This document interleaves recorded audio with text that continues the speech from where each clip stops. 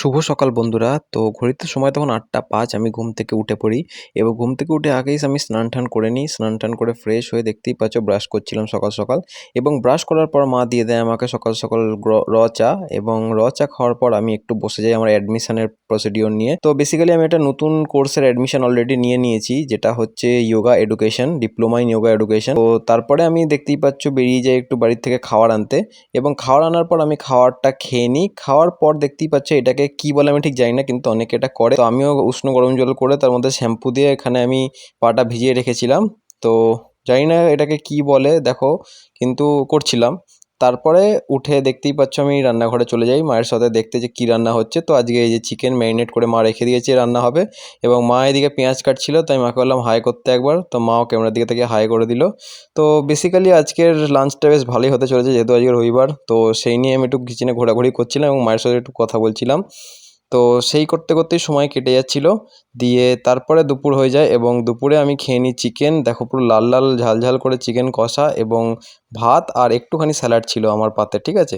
তো খাওয়া দাওয়ার পর আমি আমার রুমটাকে একটু ডেকোরেট করি এলইডি লাইট নিয়ে। দেখো ফাইনাল রেজাল্টটা কেমন লাগছে।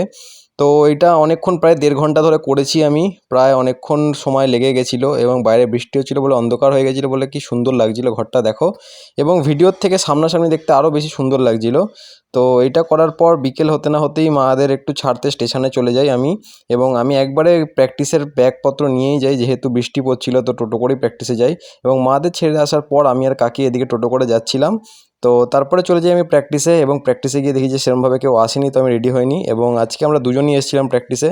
তো দুজনটাই নিজেদের মতন করে প্র্যাকটিস করে নিই, যেহেতু প্র্যাকটিস আমি অফ দিতে পছন্দ করি না, কারণ সপ্তাহে ৩ দিনই প্র্যাকটিসে পাই। তো তার মধ্যেও যদি একদিন অফ দিয়ে দিই তাহলে তো হয়েই যায়।